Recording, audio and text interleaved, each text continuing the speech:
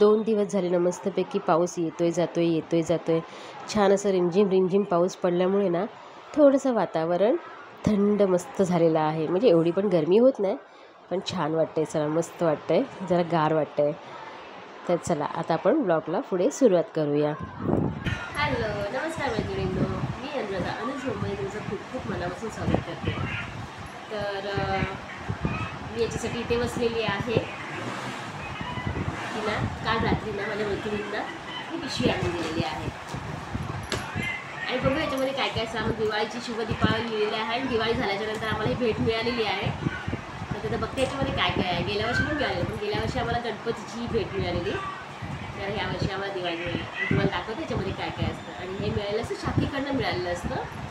जसं त्याच्यावर असे बरेच नेते वगैरे आहेत त्यांच्यातर्फे आम्हाला मिळालेलं असतं. तर चला बघते पहिल्या याच्यात काय काय आहे. आणि सामान थोडं रात्री दिलेलं आहे. माझी मैत्रीण ती घेऊन आलेली आणि बोलली की हे घेऊन जर तुझी पिशवीची काय आहे. तर मी घेऊन आलेली पण अजून खोलली नव्हती. तर खोलते. अजून मला हे दिलं हेच.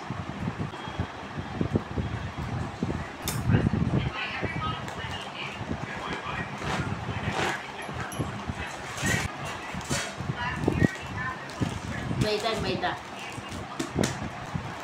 1 किलो मैदा, वनस्पती डालडा, तेल देत नाही, डालडा तेल दिलं असतं बरं झालं असतं. डालडा दिलेला आहे. 1 किलो रवा आणि हा अजून बघितलं नाही रवा आहे की बारीक रवा आहे. फक्त जाड रवा आहे, बारीक लागत नाही. 1 किलो रवा, अर्धा किलो बेसन,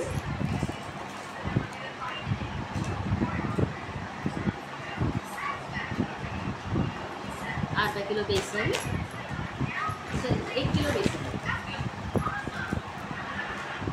1 किलो बेसन, 1 किलो साखर.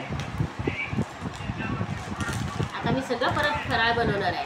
बेसनाचे लाडू आणि काय रव्याचे लाडू आणि एक मैदा आहे, मैद्याचे शंकरपाळ्या.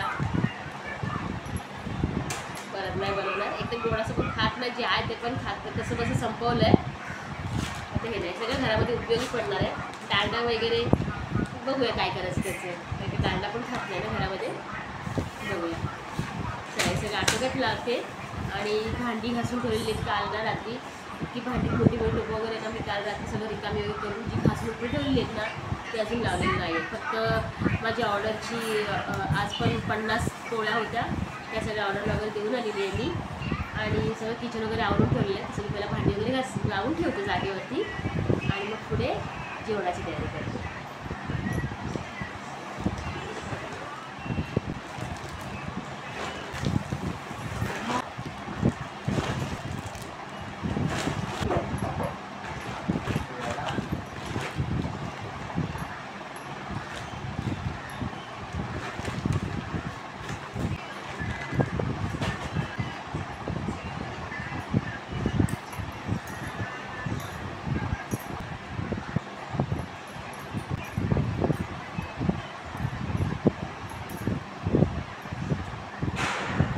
तर ही भांडी आहेत ना मी रात्री एकात एक घालून ठेवली होती. घासून वगैरे व्यवस्थित मस्तपैकी ना एकात एक घालून ठेवली होती. तर ती ना माझा भांड्याचा मोठा ट्रे ना त्याच्यावरती ठेवली होती. पण ते एकात एक असल्यामुळे ना व्यवस्थित सुकले नव्हते. आज सकाळी माझी मस्तपैकी ऑर्डर वगैरे झाल्याच्या नंतर ना चपात्या वगैरे सगळं देऊन झाल्याच्या नंतर हा प्लॅटफॉर्म सगळा क्लीन करून घेतला होता. आणि मग नंतर ना ते सगळे 2 एकात एक घातलेले कप ते प्लॅटफॉर्मवरती मी अशी पलटी मारून ठेवले होते की जेणेकरून मस्तपैकी 1-2 तासामध्ये सुकून जातील म्हणजे जरा पाणी निथळून जाईल. त्याच्यानंतर मी इथे ना सगळे किचनचे कपडे आहेत ना ते गरम पाण्यामध्ये मस्तपैकी विम लिक्विड आणि जरासा सोडा घालून थोडंसं लिंबू पिळून मी इथे हे करायला ठेवलं होतं. जरा गरम पाण्यामध्ये भिजायला ठेवले होते. त्याच्यानंतर ना मी सगळी भांडी वगैरे लावायला, पण झालं काय मध्येच ना गरम हांडा असतो ना पाण्याचा माझा, त्याच्यावरती ना ती प्लेट आहे ना ती परातीला चिटकून ना खाली पडली, तर ते सगळं एवढा आवाज झाला ना, तर म्हणून मी असं थोडीशी अशी हे झालेली की अरे आवाज खूप झाला म्हणून. तर त्याच्यानंतर चला असू देत, होतं ते. तर अशी मध्ये मध्ये गडबड तर होतच असते. तर इथे ना सगळी भांडी वगैरे सगळी आता सकाळी ना माझी जी ह्याची भांडी होती ना सगळी, चपात्या वगैरे दिलेल्या, त्याचे परात वगैरे पोळीपाट लाटणं वगैरे सगळं मी पहिला घासून वगैरे ठेवलेलं, ते जागेवरती व्यवस्थित लावून ठेवली आहेत भांडी. त्याच्यानंतर ना मी इथे आता जेवणाला लागलेली आहे. आणि जेवणामध्ये मी आज बनवणार आहे दाल तडका बनवणार आहे. कारण की ना काय भाजी बनवू वगैरे, आज रविवार आहे आणि परत ना आज तुळशी विवाह सुरू झालेले आहेत ना, तर नॉनव्हेज नाही. त्याच्यासाठी मी काल बिर्याणी वगैरे बनवलेली. तर आजपासून नॉनव्हेज मी मोस्ट ऑफ 4-5 दिवस खाणार नाही. जोपर्यंत पौर्णिमाचं आहे ना तोपर्यंत खाणार नाही शक्यतो.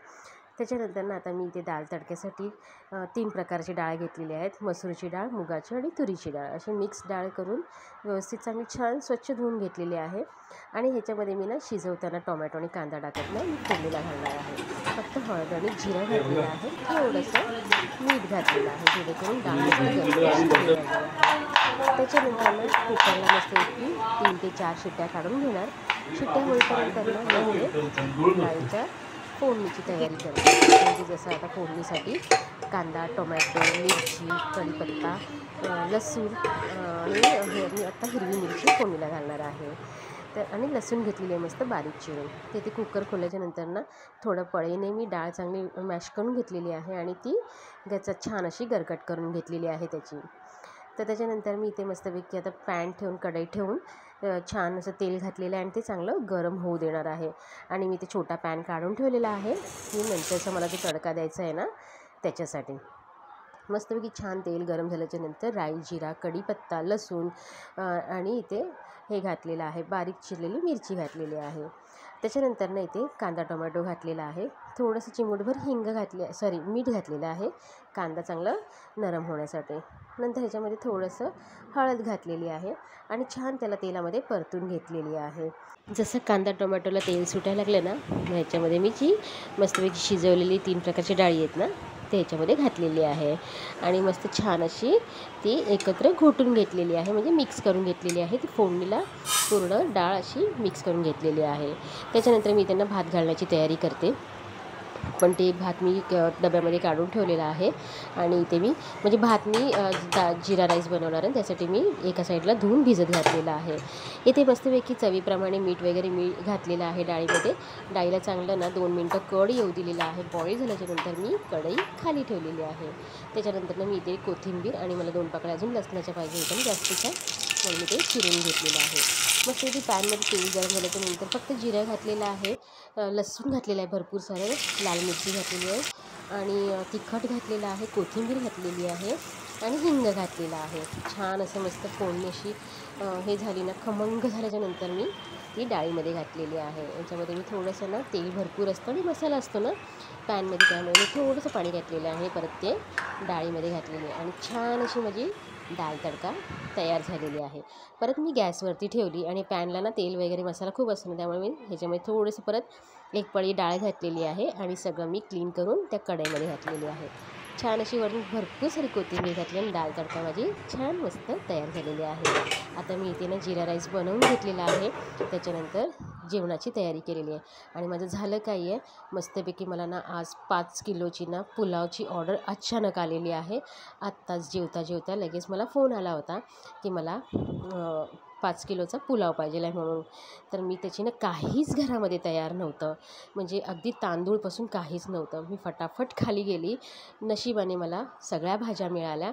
भाजी, कांदा, टोमॅटो जे एक्स्ट्राचे असतात ना ते सगळं मी घेऊन आलेली, मनोहरला बरोबर घेऊन गेलेली. आज रविवार असल्यामुळे नशिबाने मला भाजी मिळाली, नाहीतर ना रविवार असल्यामुळे लवकर मार्केट बंद वगैरे होतं, पण मला मिळालं. मी सगळं हे टोमॅटो, कांदे, बटाटे ना जे भाजी ह्याला लागणार आहे ना पुलावला, ते मी एक्स्ट्रा 2-2 किलो आणलेले आहेत. भाज्या सगळ्या कुठल्या अर्धा किलो आणलेल्या आहेत, कुठल्या 1 किलो आणलेल्या आहे. फ्लावर फक्त 1.5 किलो आणलेला आहे. सगळे मिळून फटाफट आम्ही कामाला लागलेलो आहोत. अगदी मितूपासून मनोहर सगळ्यांना मी कामाला लावलेली आहे. पहिला भाज्या साफ करायला खूप टाईम लागतो, म्हणून मी पहिला भाज्या वगैरे साफ करून घेतल्या आणि एका साईडला ठेवल्या. मुलांनी खूप मदत केली. त्याच्यानंतर मी मनोहरला घेऊन डी-मार्टमध्ये गेले. तिथून ना मला थोडेसे ना तांदूळ घ्यायचे होते, म्हणजे 5 किलो मला बिर्याणी नाही, पुलाव बनवायचा होता ना, तर मला त्याच्यासाठी ना बिर्याणी राईस पाहिजे होता. ते घेतलं. दही घेतलेलं आहे, सगळे मसाले पाहिजे होते ते मसाले घेतलेले आहेत. आणि कारण का माझ्याकडे एक्स्ट्राचं असं काही भरून ठेवलेलं नसतं ना, तर असं अचानक आल्यामुळे ना ऑर्डर, त्यामुळे माझी सगळी धावपळ झालेली आहे. आणि मी ते सामान घेऊन आल्याच्यानंतर मग सगळ्या फटाफट लगेच मी इथे पुलाव बनवायला सुरुवात केलेली आहे. मस्त सगळं कांदा टोमॅटो छान असं तेलामध्ये परतून घेतलेलं आहे. सगळे मसाले घातलेले आहेत छान असे, ते तेलात चांगले छान असे परतून घेतलेले आहेत. आणि जे हातामध्ये माझे मसाले दिसत आहेत ना, ते एक सुहानाचे घेतलेले आहेत, म्हणजे बिर्याणी मसाला घेतलेला आहे सुहानाचा. परत किचन किंग मसाला आहे, थोडा कांदा लसूण मसाला आहे, धणेजिरे पूड आहे. धणेजिरे पूड माझा ऐन टायमाला संपली होती, मग ती पण शेवटी मला डी-मार्टमधून आणावी लागली. तर इथे मस्तपैकी सगळे हे जे मसाले वगैरे आहेत ना, ते एक एक टर्न बाय टर्न सगळे छान असे तेलामध्ये परतून घेतलेले आहेत. असे खमंग मस्त खूप सुगंध इतका सुंदर येत होता ना, खूप छान. तुम्हाला कलरवरूनच समजत असेल की पुलाव किती छान झाला असेल, कारण का भाजीचा आणि ह्याचा ना इतका सुगंध छान येत होता ना मसाल्याचा. इथे फ्लावरला मी पहिला ना हळदीच्या आणि मिठाच्या पाण्यामध्ये थोडंसं गरम पाण्यामध्ये ना बॉईल नव्हतं केलं, पण गरम पाण्यामध्ये टाकून ठेवलं होतं. ते सगळेच टाकतात जेव्हा फ्लावरची भाजी बनवतात तेव्हा, सगळेच करतात. आणि ते घाई गडबडीमध्ये माझा काय गडबड झाली माहिती आहे माझं, ते हातमध्ये ह्या भांड्यामध्ये ना एक चमचा होता ना, तो समोरच ठेवला होता. माझा हात लागल्यामुळे सगळं ते डबल काम झालेलं आहे. ते मी आता ना नंतर करेल. पहिला मी भाजी घालणार आहे, भाजी चांगली परतून घेईल आणि मला सगळं हे क्लीन करावं लागणार आहे, नाहीतर सगळं ना पाय पडून ना सगळं चिकटलं. म्हणून मी एका साईडला उभी राहून सगळं मी हे काम करून घेते. आणि ते बघा माझा टोप इतका उंच आहे ना, ते अगदी जवळजवळ माझ्या ना तोंडाजवळ आलेलं आहे.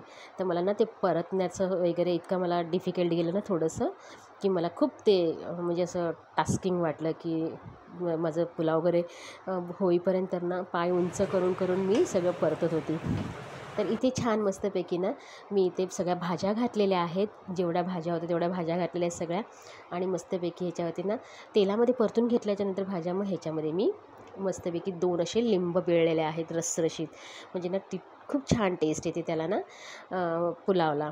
म्हणून मी सगळं मस्तपैकी ह्याच्यामध्ये ना हे घातलेलं आहे, लिंबू घातलेलं आहे. त्याच्यानंतर मग ह्याच्यामध्ये भात घातलेला आहे आणि छान असा माझा पुलाव तयार झालेला आहे. खूप गडबड झालेली आहे, मी पूर्ण रेसिपी दाखवू शकत नाही, मी नेक्स्ट टाईम नक्की दाखवेल. आणि आजचा ब्लॉग मी आता इथेच थांबवते.